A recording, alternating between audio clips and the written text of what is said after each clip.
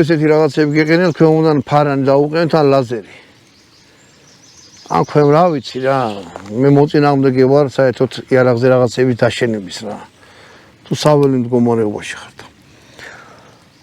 მომწონს ჯერ არის შესახედაოთ ლამაზი, შეხედეთ აი ესეთი.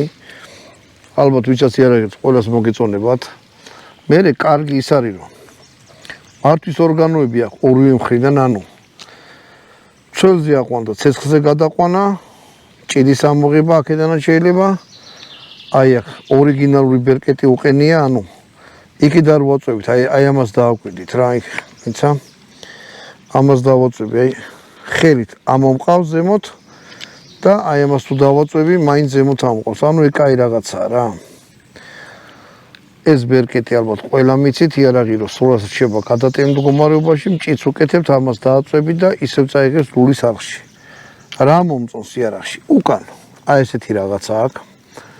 იარაღის გადასატენი და ამ შემთხვევაში ორივე მხრიდან, ანუ აი ესე არ გაიძულებს, რომ ხელი მოკიდო და გადატენო. ანუ შეგიძლია რომ ცალი მხრიდანაც გადატენო, აქედანაც და აქედანაც. ანუ ზოგია რომ მარტო ერთი კბილი აქვს და